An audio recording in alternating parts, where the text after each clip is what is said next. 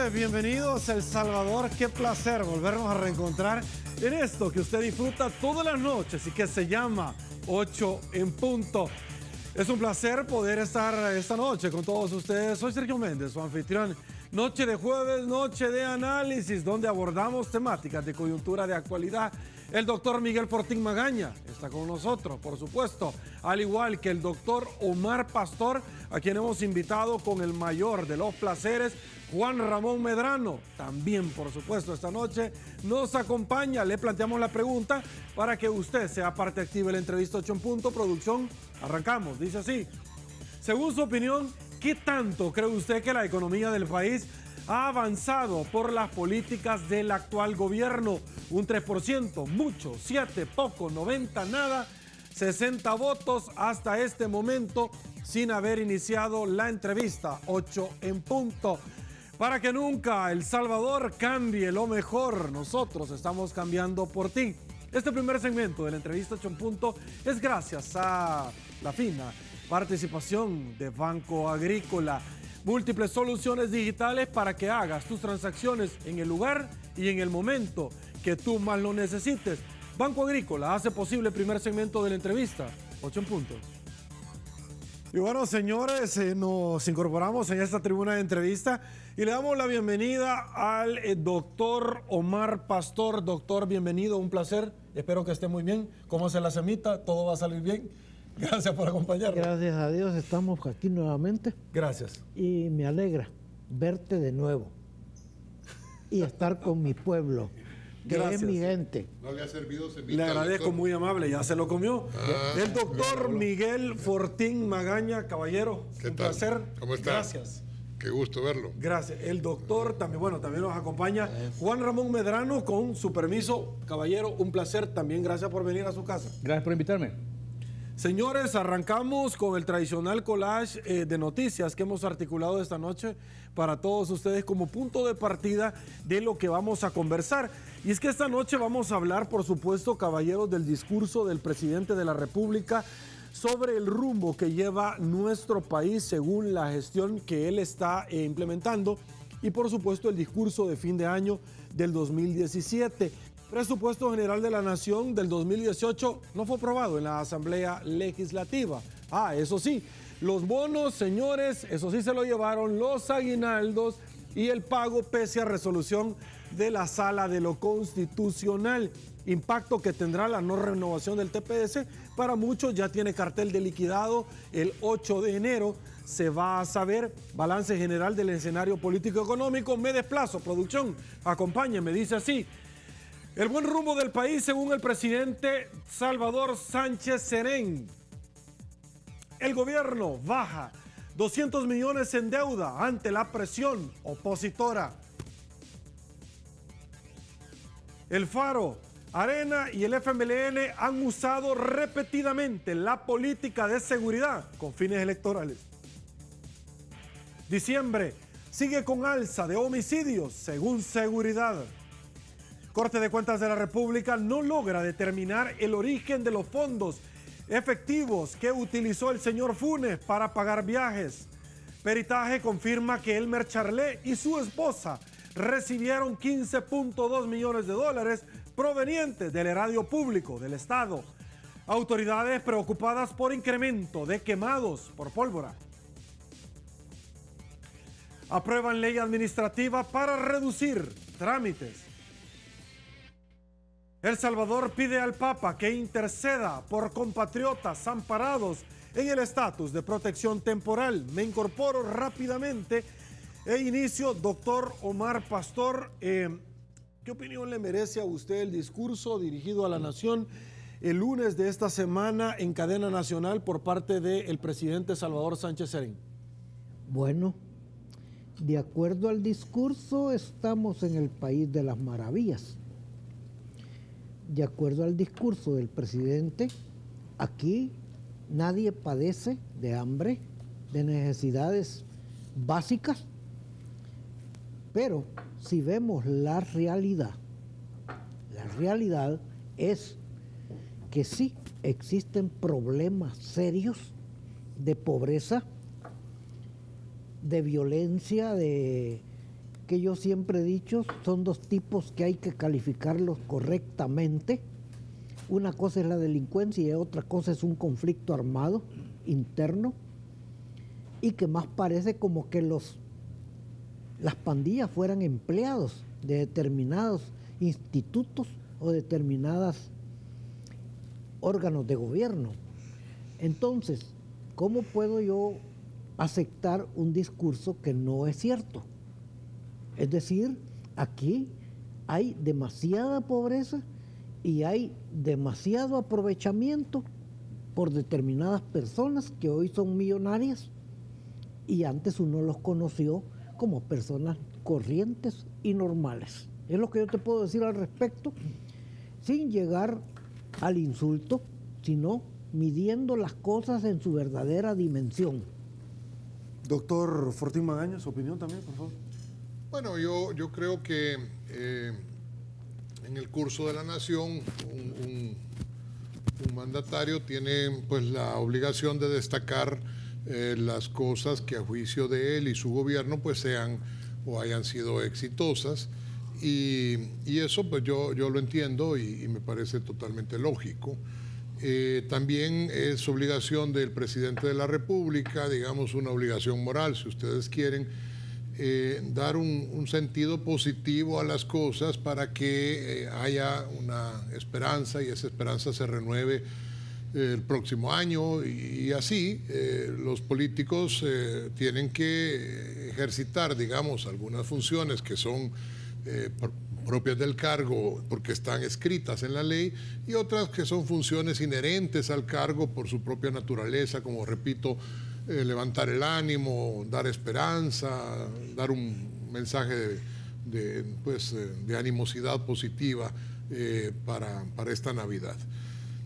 Y todo eso está bien. El problema es que los políticos nuestros han perdido, o muchas veces uno nota que han perdido como la realidad de lo que está viviendo la población. Y probablemente porque se rodean de personas que alrededor de ellos les dicen que todo está bien, que todo el mundo los ama, que las encuestas son falsas, que realmente pues... y así cada uno, así cada uno, y ustedes ven alrededor de un político X y todas las personas que están alrededor es que el mundo te ama, el mundo te quiere, los que no te quieren son malos, los que hablan de ti algunas cosas son tus archienemigos y hay que odiarlos, y eso uno lo ve desde pues los precandidatos de Arena hasta el presidente de la República, pasando por el alcalde de San Salvador. La realidad es que el presidente pierde un poco la dimensión de las cosas tal cual están. El presidente de la República está valorando una realidad histórica que no existe. En El Salvador la violencia es el gran problema, la inseguridad es el gran problema. Los salvadoreños comunes y corrientes, como somos todos nosotros, realmente tememos, unos más y otros menos, depende de dónde vivan, si van a ser asaltados, si van a ser renteados, si van a ser acaso secuestrados. Y este es un flagelo que nos está afectando a todos. En cuanto a las cifras macroeconómicas, deben valorarse en cada momento, es decir, no es lo mismo el momento actual, el momento que hoy vivimos, al momento que vivió el expresidente Saca, que fue también un personaje populista y que se dio a muchas tareas de este tipo. No estoy diciendo que sea un delincuente, porque eso la justicia lo va a dictaminar, pero sí su modelo era un modelo populista, de derecha, pero populista. Y lo que vivió el presidente anterior a o lo que vivió el presidente Calderón Sol. Cada momento es diferente, que si hubo terremotos, que si hay una economía global retrasada en sus focos de crecimiento. Pero el problema actual es que El Salvador en este momento, a diferencia de todos los otros países centroamericanos, realmente crece muy poco. Y delante de este crecimiento pobre que tenemos, lo peor que podemos hacer es cerrar los ojos y pensar que no hay un problema. Y eso es lo que pasa con el señor presidente, que de alguna manera, si bien manda un mensaje de optimismo, y eso es totalmente válido, insisto, se obnubila dentro de esto y piensa que no hay problemas, o por lo menos infiere que no hay grandes problemas y que vamos por un rumbo adecuado. Y desafortunadamente, desde mi perspectiva, desafortunadamente digo, eso no es así. Juan Ramón Medrano, su opinión, por favor. Bueno, primero quiero poner dos aspectos importantes de contexto. Uno es que apenas falta un par de meses para que haya elecciones de alcaldes y diputados y un poco más de un año para elecciones presidenciales. Segundo, que el papel de la oposición, de la clase media, de los medios de comunicación es hacer énfasis en los aspectos que no funcionan, aquello que no está bien del gobierno, y ante esa situación pues el gobierno se siente presionado, obligado a destacar los aspectos que pues, podemos decir que son pocos, pero los aspectos que él considera que son positivos. Y por eso es que destacan que han crecido 2.4 este año, según la CEPAL va a crecer 2.5 el próximo, a pesar de que en Centroamérica el crecimiento, la media es 3.4 y el próximo año va a ser 3.5, es decir, que estamos un punto abajo de todo Centroamérica, pero hay un crecimiento.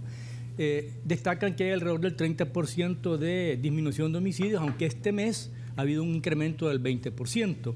Y aunque también sabemos que es altísimo todavía, 10 a 11 muertos diarios en relación al año pasado, que eran 14, o al año 2015, que eran 18, pero todavía estamos con un nivel alto y con la duda de si va a ser sostenible este plan y si se va a integralizar, si se va a lograr retomar el control de las áreas que tienen los pandilleros, etcétera.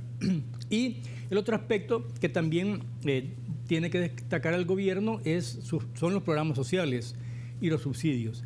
Aunque en los programas sociales no se ha sentido que haya habido un incremento en los últimos años, y en los subsidios pues se han focalizado o disminuido. Entonces, son relativos los logros, pero, hombre, por razones político-electorales y por razones de contraponer a una opinión abrumadoramente negativa, porque todas las encuestas sacan bastante alto el porcentaje de la gente que dice que vamos por mal rumbo, que califica mal al presidente. Entonces, es entendible que ellos destaquen sus aspectos positivos, aunque por supuesto debería de haber un aspecto autocrítico, un aspecto de aceptación, de decir, miren, sí, en esto hemos avanzado hasta tal punto, pero nos falta mucho más, y en estos otros aspectos no hemos logrado avanzar.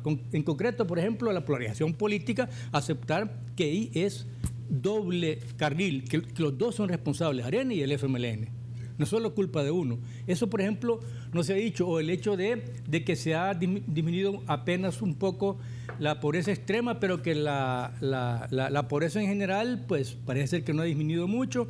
El problema de la migración, como que a pesar de lo que dice Trump, sigue siendo un problema grave, etcétera. Es que hay una serie de problemas que sí se pudieron haber dicho, esto no falta hacer, y esperamos mejorar en los próximos años. Ok, vamos a hacer la primera pausa en 8 en punto. Quédese con nosotros, ya volvemos.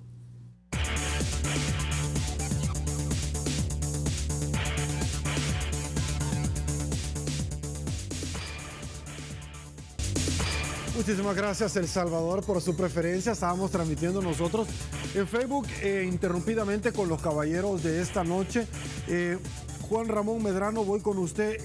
El presupuesto general de la Nación 2018 no se aprobó. La oposición le está planteando al gobierno una reducción de $200 millones para poder endosar a sus votos, algo que parece que no vamos a tener el próximo año. Ciertamente se puede iniciar con el presupuesto del ejercicio 2017, pero esto como que no da buenas señales para los inversionistas en tener la tranquilidad, la certeza jurídica de poder invertir. Por favor. Hablando de la responsabilidad compartida y de la polarización política, obviamente esto es mucho más sensible ahora que estamos a un par de meses de elecciones, ¿verdad? Y tengo entendido que de todos los años de gobierno de Funes y de Sánchez Serén, creo que una vez votó Arena por el presupuesto. O sea que la oposición por lo general trata de obstaculizar al adversario, obviamente para destacar sus logros y hacer ver mal al otro. Eso pasó también con el Frente, cuando el Frente era oposición. Ahora, entiendo de que el Frente dijo que quería 505, Arena, el gobierno y el Frente que querían 550 millones más, y Arena dijo que nada más eran alrededor de 124 los que le podían aprobar, y que los otros partidos de oposición son los que están hablando de 200 millones menos. O sea que todavía no hay un acuerdo de todos los partidos. Pero en la práctica, mi reflexión es que obviamente el Frente creo que puede mostrar más buena voluntad en cuanto al recorte a algunos aspectos que no son vitales para la gobernabilidad y para los proyectos sociales o para que funcionen los ministerios claves. Y mostrando esa buena voluntad, pues entonces pondría contra la pared de Arena para que se exhiba de que no quiere votar por un presupuesto por razones político-electorales, o para que también diga, bueno, si estos fueron racionales y condescendientes, pues nosotros también vamos a ser flexibles y llegar a un acuerdo. Creo que eso le conviene al país. Es más, creo que la discusión de fondo que se ha hecho de ambos partidos, por supuesto con la participación de los menores, es que se llegue a un acuerdo de cara hasta el 2024, es decir, que se busque gobernabilidad del próximo periodo presidencial independientemente de quién esté en el poder.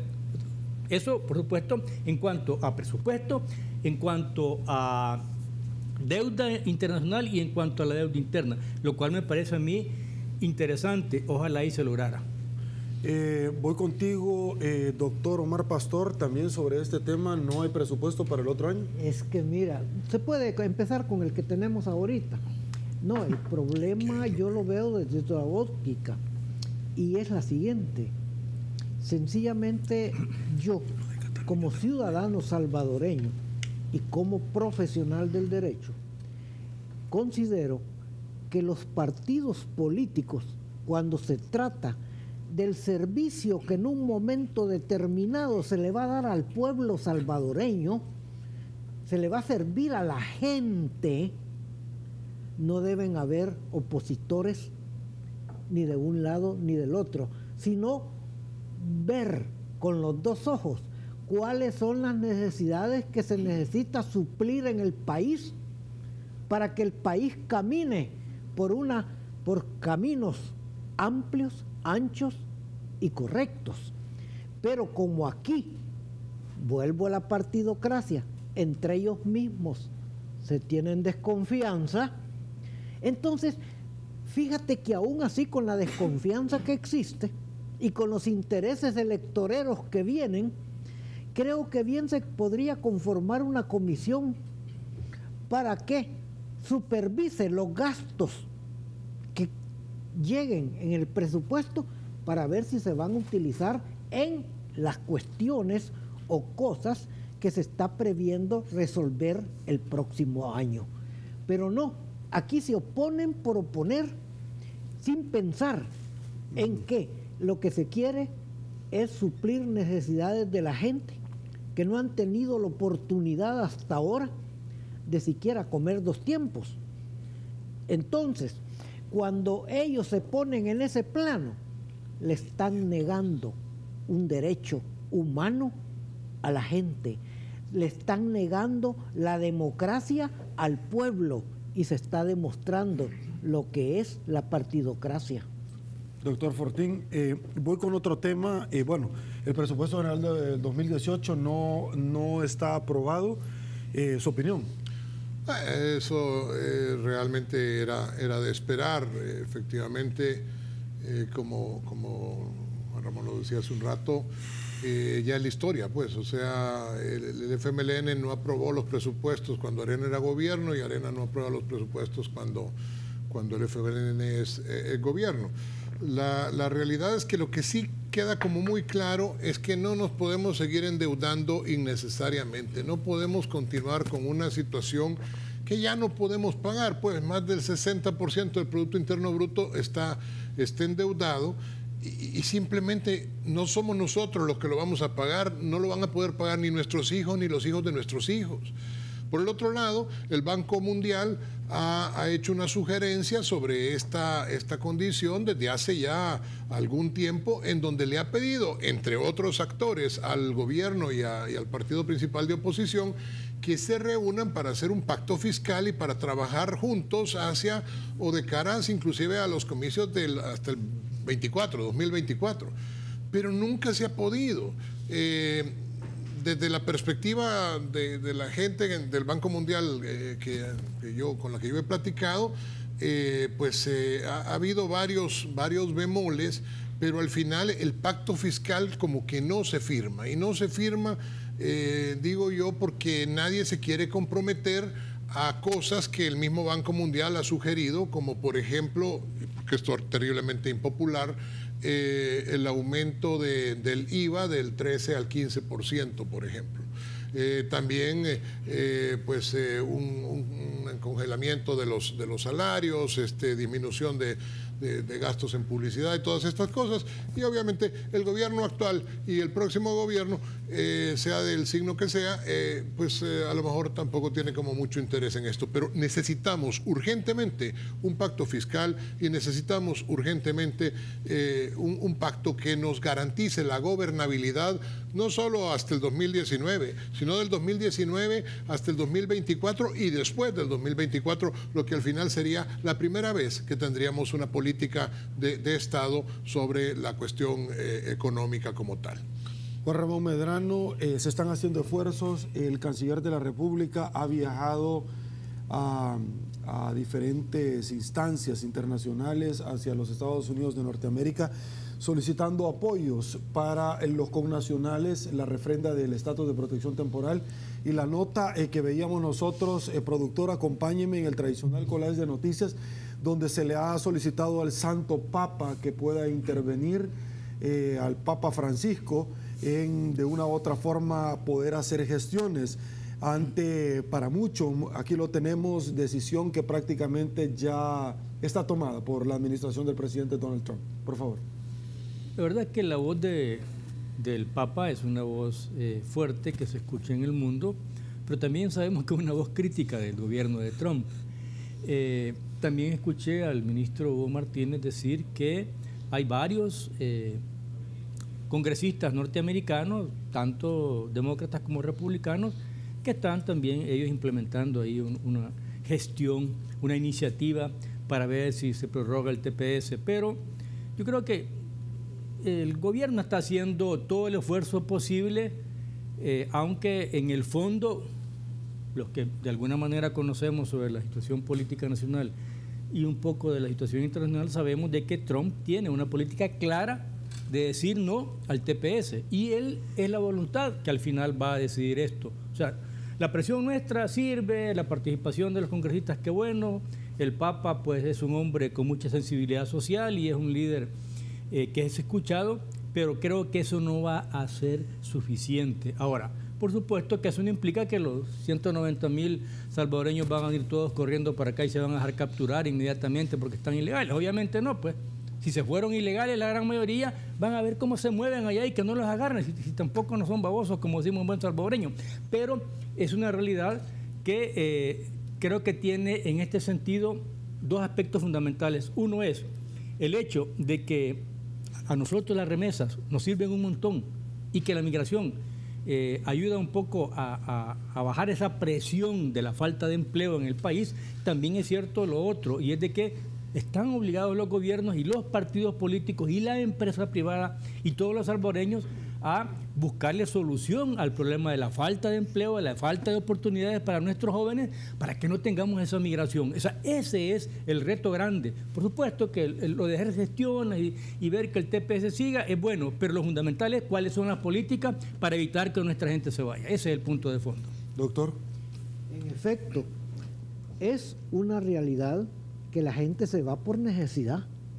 No queda otra.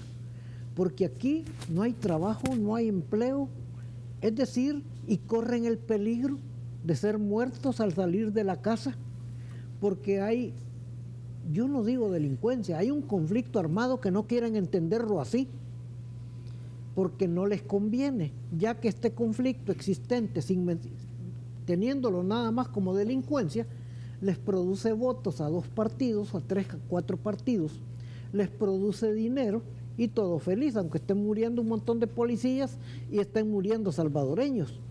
Fíjate que hace unos 6 meses, había un batallón de investigadores y tenían ubicados todos los lugares e incluso hubo una disminución real de los crímenes que se cometían y de repente retiran el batallón, pero ya se estaba... Está hablando de la FIRS y la FARC. Sí, ya se estaba vislumbrando las elecciones y apenas retiraron esos batallones empezó la muerte de policías. ¿A qué nos lleva eso? Nos lleva a que se andan buscando votos en esos lugares. Entonces, no los combaten. Y esa es una irresponsabilidad, o mejor dicho, una responsabilidad del gobierno. ¿Por qué? Porque no quiere topar cómo es la cuestión, pues. La delincuencia aquí y el conflicto acá. ¿Quién se encarga del conflicto? La Fuerza Armada. Es que la Asamblea tiene que autorizarlos. Mentira. La Fuerza Armada está para defender la soberanía del país. Y la soberanía es interna y externa. Consecuentemente, si los territorios están tomados dentro del país, se está atentando contra la soberanía interna. Ahí debe de entrar el ejército. Pero hay políticos y opinadores en este tipo de programas que dicen, no, eso es inconstitucional. Mentiras, no es inconstitucional. ¿Por qué? Porque es obligación de la Fuerza Armada defender la soberanía interna del país.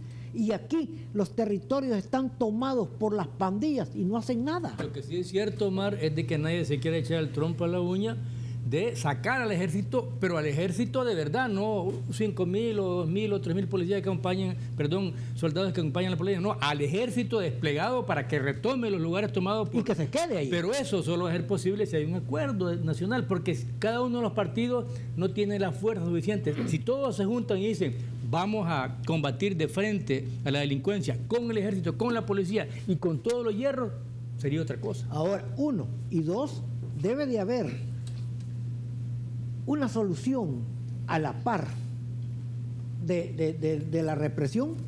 Debe de haber una solución de los problemas sociales. La inversión social. Lo cual no veo yo la voluntad, sinceramente. Doctor. Bueno, es evidente que lo más importante pues es el origen, ¿verdad? Pues, hablando del TPS, no obstante, hay que decirlo porque así es, hay una especie de dicotomía, hay una especie de extraño silogismo en donde el gobierno va a los Estados Unidos a pedir que el TPS continúe y el partido en el gobierno grita Yankees go home. Es decir, que es el grito de batalla en este momento del FMLN, es decir, que los yanquis se vayan a su casa.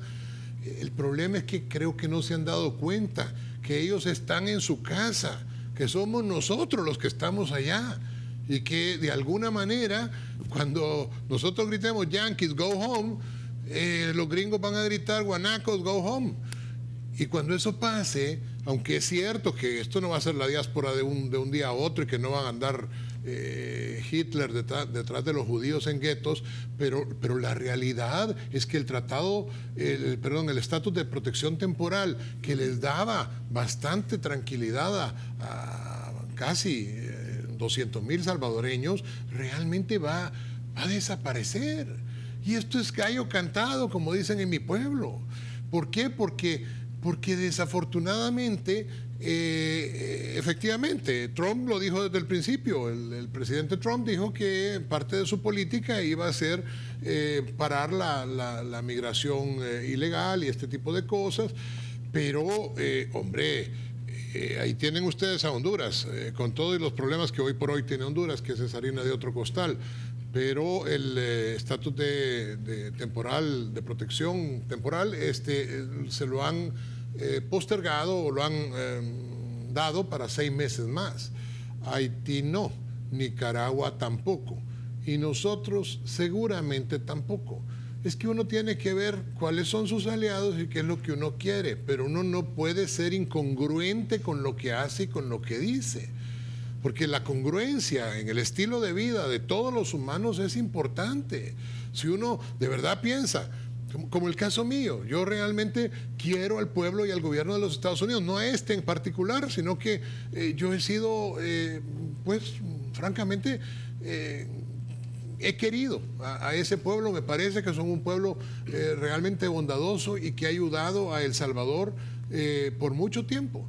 El Salvador no ha sido enemigo de los Estados Unidos. Matías Delgado y Arce se fueron a meter cuando los mexicanos nos estaban invadiendo en tiempos del Imperio del Septentrión con Agustín de Iturbide. Se fueron a meter allá a Washington para ver si nos aceptaban como un Estado. Es decir, ese ha sido un poco la historia de El Salvador. Los salvadoreños hemos visto hacia el país del norte con cariño. El gobierno no. El gobierno y particularmente el partido de gobierno no lo ha visto con cariño. Este partido ha visto hacia el sur, y ha visto hacia Caracas, y ha visto hacia los estados bolivarianos. Y evidentemente, pues que el ministro de Relaciones Exteriores quiera ahora tratar de arreglar el entuerto, si es que eso es un entuerto, bueno, pues es como difícil, es complicado, no es congruente, no lo es.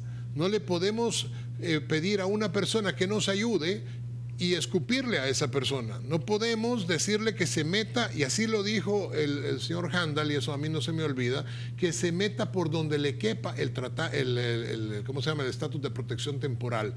Se refería a los Estados Unidos. ¿Cómo puede alguien decir eso? ¿A qué se refiere alguien cuando dice que se meta por donde le quepa el TPS? Es decir, por Dios, esa es la incongruencia. Así que mucho que haga el ministro Martínez, poco va a conseguir, si esto ya está, como dicen, es ficha cantada.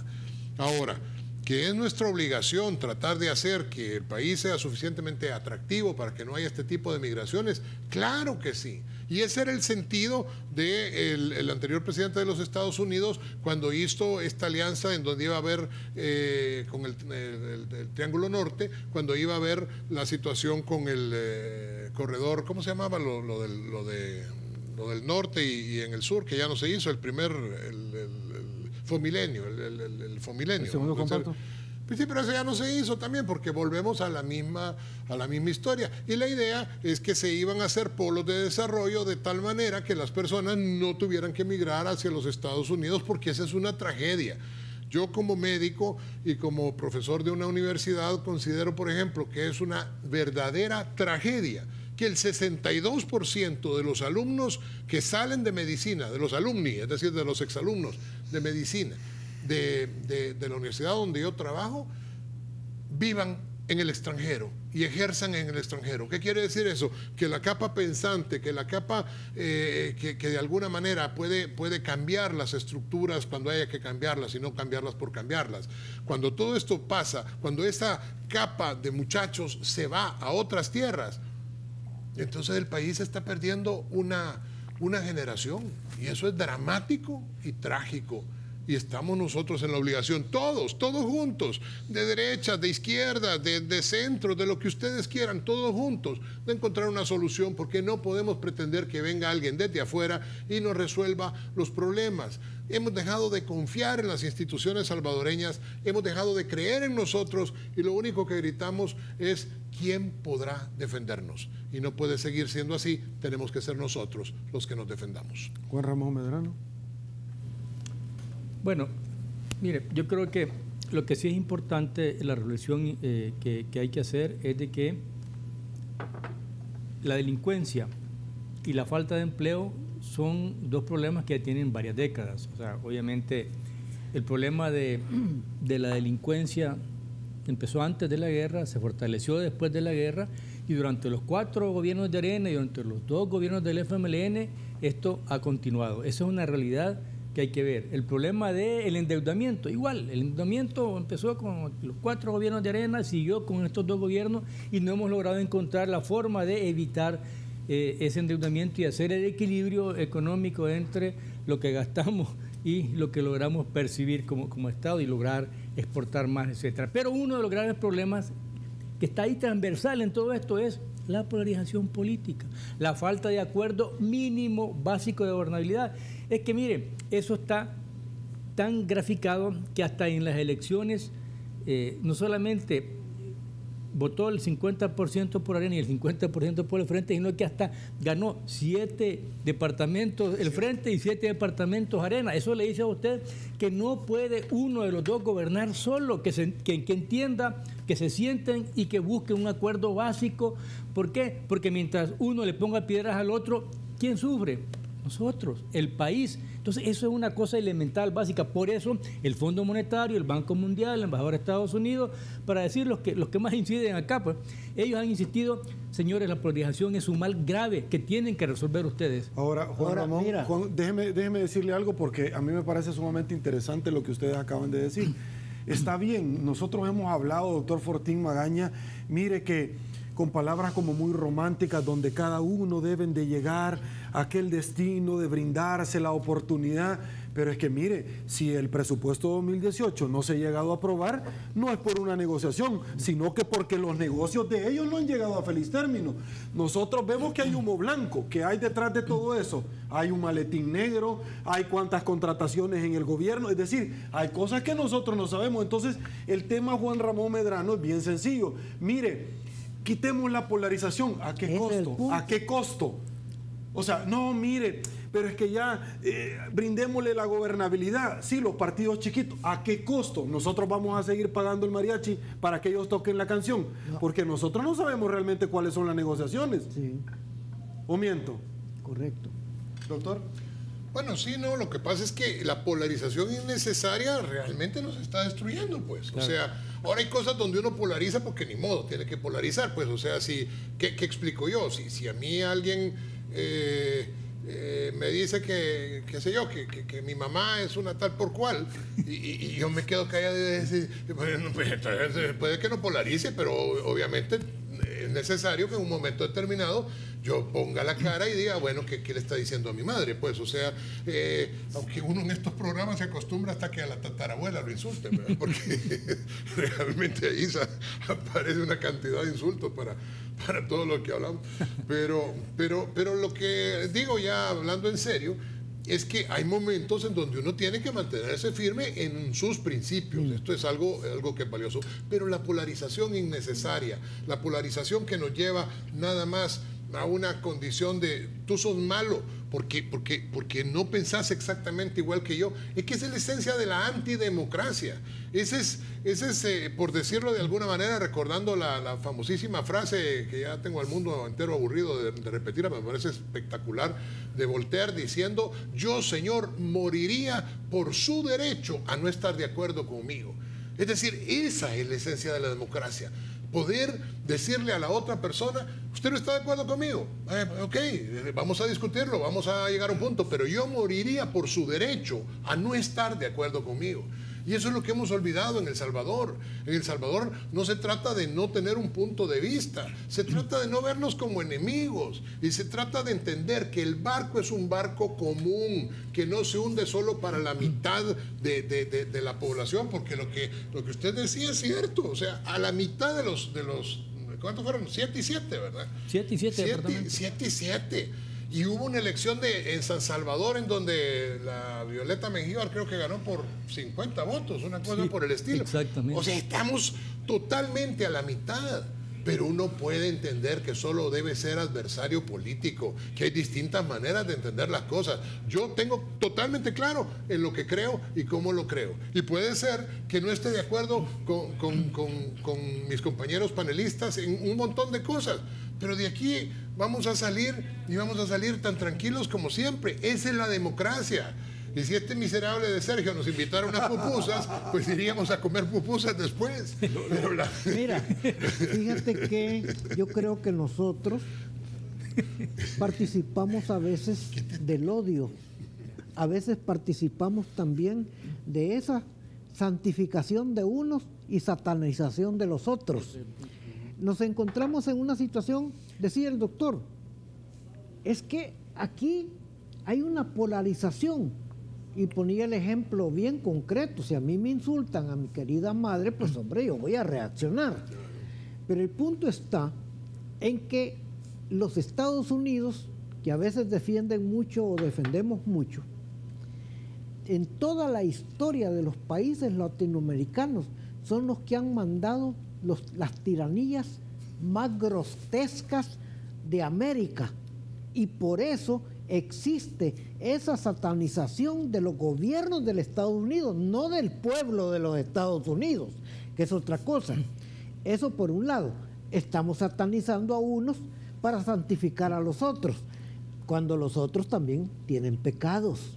Es decir, si nosotros, opinantes, que tenemos la oportunidad de venir a esta tribuna, invitamos a los partidos políticos a que se sienten a ver las necesidades básicas del pueblo y que con su acuerdo de partidos van a poder encontrarle solución a esas necesidades, no estaríamos aquí opinando de esto, fíjate.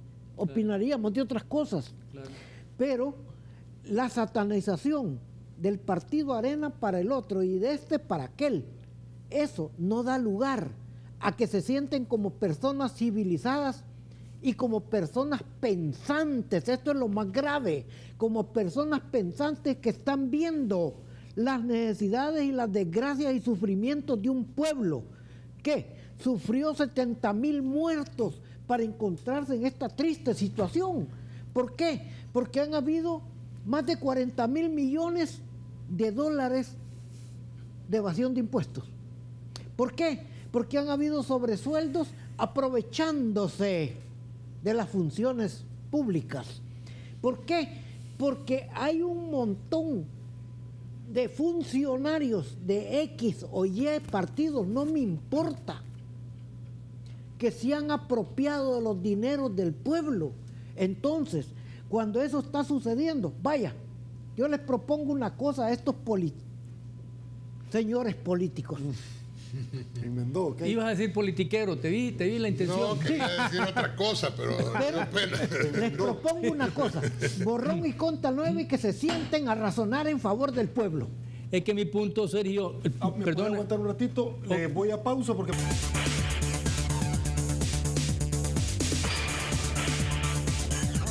Pero que se dijo, se dijo. Señores, nosotros seguimos conversando en la entrevista 8, el punto. Y usted quería decir, caballero, sí, no, al aire. Fíjese que mi punto es que no importa quién esté en el poder. El punto no es que lo dejen gobernar al otro. No, si el papel de la oposición es ponerle piedra en el camino. Pero hay aspectos de orden nacional que no deberían de ser politiquería, que son fundamentales. Sí, en 2, 3 puntos. Bueno, ahí hubo una agenda de Antaco hace un par de años que rápido la rompieron, o sea, era bien bonita la agenda y rápido dijeron que no se iban a poner de acuerdo. Ahí están los puntos fundamentales que el país necesita para ponerse de acuerdo. Entonces, lo que yo estoy demandando, lo que estoy criticando de los partidos políticos es de que piensen nada más en sus votos, piensen nada más en cuántos diputados, cuántos alcaldes, o en ganarle a toda costa la presidencia al otro. Eso es lo que no se vale. ¿Por qué? Porque puede surgir un líder que a lo mejor hace un buen papel o a lo mejor hace un mal papel, superando la partidocracia de la que estaba hablando Omar Pastor. Y yo no sé si es bueno o malo, pero en otros países, cuando los partidos políticos han entrado en crisis, el país en general se ha tambaleado, porque bien que mal, ¿verdad?, los partidos políticos de El Salvador son instituciones fuertes, son maquinarias electorales que están mal acostumbrados, obviamente, a tener el control del sistema político, pero que si los presionamos, si los obligamos a que cambien sus actitudes, podemos tener un país más o menos gobernable. Hoy por hoy, eso es lo preocupante, de que en la medida en que los dos se obstaculizan, es el país el que no avanza. Entonces, hay puntos en los que deberían de ponerse mínimamente de acuerdo para avanzar. Por ejemplo, el problema de la delincuencia. En la delincuencia, yo siempre cito... conflicto armado. Yo siempre cito, fíjate, Omar, un ejemplo. Hugo Barrera, hace un montón de años, cuando era viceministro de Seguridad, planteó la necesidad de hacer los comités de barrio para que apoyaran a la policía. Y el Frente dijo, no, eso es orden, esos son los grupos de derecha para controlar al país. Hace un par de años... ¿Y dónde está el poder popular? Hace un par de años los policías actuales, el ministro y el director, dijeron que iban a organizar en los barrios y en los cantones a la gente para que apoyara a la policía. ¿Qué dijo? No, son los comités de defensa de la revolución. Eso es control de la izquierda del país. O sea, cuando lo quiero plantear yo es bueno, pero cuando lo plantea el otro es malo. Eso es lo que no se vale. En eso se podían poner de acuerdo. Hay un montón de ideas comunes que las vetan porque no lo planteo yo, sino que lo planteó el otro. Por eso es que hay que pensar, hombre, con inteligencia, a decir, hombre, este está haciendo lo que yo debía haber hecho, hagámoslo. Así de simple. Doctor. No, pues es que la verdad es que es así, ¿verdad? Es decir, eso es el problema de no tener una política y que la política sea trascendente en el tiempo, ¿no? Cuando existen políticas y las políticas trascienden el tiempo, pues pasa un gobierno, viene otro gobierno y el tercer gobierno y la cosa avanza. Es un poco lo que decía Paolo Lurz ahora en su carta haciendo referencia a lo que está sucediendo en Costa Rica, porque realmente así es. En Costa Rica va a haber elecciones y bueno, parte sin novedad. Hay unos que hacen unas propuestas, los otros hacen otras, pero el esquema de lo que es la política de la nación está establecido. Y ellos siguen avanzando en lo que nosotros estamos comenzando cada 5 años, siempre comenzando, aunque sea el mismo signo político el que gana las elecciones, porque deshacemos todo lo Y que el otro... doctor, y sin presupuesto es un mal comienzo. Pues sí, también. también es un pésimo comienzo, ¿verdad? Complicadísimo. Un tema que lo estábamos conversando nosotros en Facebook a la hora que damos paso a nuestros anunciantes era la resolución de la sala, que me gustaría que compartieran su análisis con relación a 2 días antes de que terminara el plazo para la inscripción de las planillas. Les dice nuevamente al Tribunal Supremo Electoral, señores, los transfugas ya no van más. El Tribunal Supremo Electoral ha pedido 5 días más para darle a los partidos políticos la posibilidad de que estos se organicen y que puedan sustituir dentro de la planilla a aquellos que de una u otra forma ya no pueden ir, como Narciso Ramírez, Chicho, el alcalde que se pasó de un partido político a otro, perdón, de la jurisdicción de Carasucia. De Huachapán, sí. No por eso, pues sí, es que la ley es la ley. Y ahí no hay como mucha tela que cortar. O sea, si ya se dijo. Ya se dijo, ya es cosa juzgada, pues. Entonces ahora, querer seguir sobre lo mismo es exponerse innecesariamente, y que va a pasar si no hacen caso, a que les desinscriban o les anulen la inscripción de determinados candidatos. Así que... Aparte de que hay que dar gracias a Dios, hombre. Pues sí, francamente, sí, ¿verdad? Sí. Definitivamente. Sí, sí. Hombre, yo entiendo que un candidato a diputado, a alcalde, debe de tener en la mente qué es lo que hace un diputado, qué es lo que hace un alcalde. Pero aquí los candidatos a diputados, doctor y Ramón, sencillamente ofrecen hasta llantas y un montón de cosas. Sí. Pero se olvidan. Si fueran nuevas, no habría. No. Pero el problema es que la Asamblea Legislativa es un instituto colegiado. Sí, claro. Y en consecuencia, una golondrina no hace verano. ni un golondrino. Ni un golondrino. No, Por sí, lo sí. tanto, se necesitan muchas golondrinas para hacer el verano. Y es una equivocación de concepción de lo que es ser diputado, andar diciendo, yo voy a hacer esto otro, porque es mentira. Le están mintiendo a la gente. Totalmente de acuerdo. Entonces, yo creo que los partidos políticos, si quieren eso, hombre, habían de concientizar a sus candidatos, de decirles, no hagan esas burradas, perdón por los burros. Entonces, sencillamente, yo les diría, piensen, los partidos, la dirigencia, enséñenle a sus candidatos cuál es su función como diputado. Ahora, si la dirigencia no la sabe, ya ahí no podemos hacer nada. Y lo que pasa es que realmente eso es lo que digo, uno tiene que ser congruente, y la congruencia es ser honesto también. Si uno va a ofrecer cualquier cosa, realmente pues es que uno oye de ofrecimientos a ofrecimientos, pues. O sea, desde llantas hasta regalar el agua, pues. O sea, hay que decirlo, también eso de regalar el agua no es posible, pues. Y que conste que el presidente de ANDA no es pariente mío, sí somos amigos con la hermana. Yo creí que iba a decir que era de Ghana. No, yo no sé de qué no es O si no tenía ganas. No sé, bueno. No, pero yo lo que estoy diciendo es que no se puede regalar el agua, eso es imposible. Pues entonces, cuando uno ofrece cosas, o uno es sincero, es honesto y es congruente, o uno está diciendo mentiras, sea que se entere de lo que hacen los diputados o que no se entere, porque bien podría ser que sí supieran y que no les importe decir una mentira, y eso es muy triste. Es que no les importa. Yo creo que sí. Hablando de eso, de los diputados, yo estuve hace un poco menos de un mes en la universidad de mi amigo Raúl Rivas, la Universidad de Gerardo Barrios, hicieron una encuesta. Y el dato que quiero destacar es de que cuando preguntaban por los candidatos a alcalde, obviamente todo el mundo los conocía, ¿no? Allá Will Salgado, Miguel Pereira, que es el alcalde actual del Frente. Pero cuando preguntaron por los diputados, el 70% de la gente no sabía quiénes eran los diputados, ni los nombres sabía. Entonces, ante esa situación, es obvio de que el diputado no solamente no saben quién es, sino que no saben qué propone.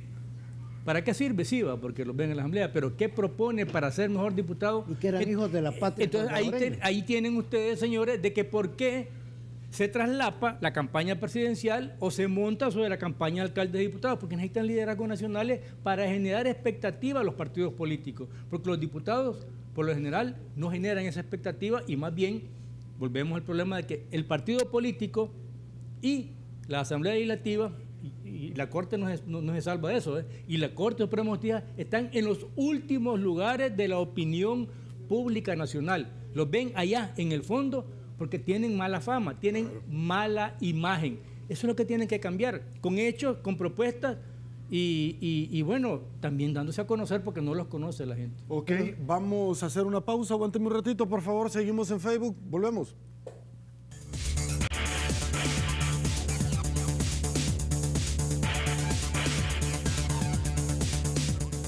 Señores, estamos de regreso, llegamos al final de la entrevista 8 en punto, ya no hay tiempo para más. Doctor Omar Pastor, es un placer estar contigo. Un placer. Y feliz año. Feliz Navidad, feliz año nuevo. Bueno, para ti en especial. Hace falta todavía otro programa más, pero como uno ya no sabe, ¿verdad? Yo no sé mañana. Feliz Navidad, feliz año nuevo. Yo sí sé mañana. No, lo que pasa es que no quiere invitar a las pupusas, eso es lo que pasa. Anda huyendo. Uno no sabe los designios de Dios, doctor, en esta vida. Señor, perdónalo. Un placer, feliz que esté muy bien. Feliz Navidad, feliz año nuevo. Feliz cumpleaños de una vez. De una sola vez. Señores, llegamos al final de la entrevista 8 en punto. Saludo a COSAVI de RL. Así están las cosas hoy por hoy en nuestro país. Y le hemos presentado la entrevista 8 en punto, pero antes queremos saludar precisamente a alguien que hace posible nuestra entrevista como COSAVI de RL. Me traslado, señores, y le presento la participación ciudadana de esta noche bajo la pregunta que articulamos y que decía así, según su opinión, ¿qué tanto cree usted que la economía del país ha avanzado por las políticas actuales del gobierno? Un 3% dice que mucho, un 12% poco, un 85% nada, 226 votos. Siga participando porque 8 en punto no duerme. Se viene Olimpia 33 Todo Deporte. Soy Sergio Méndez. Así están las cosas hoy por hoy en nuestro país. Si le gustó la entrevista, pues hombre, comente la mañana. Será hasta una nueva oportunidad. Pase muy buenas noches y una vez más que el Señor nos bendiga a todos.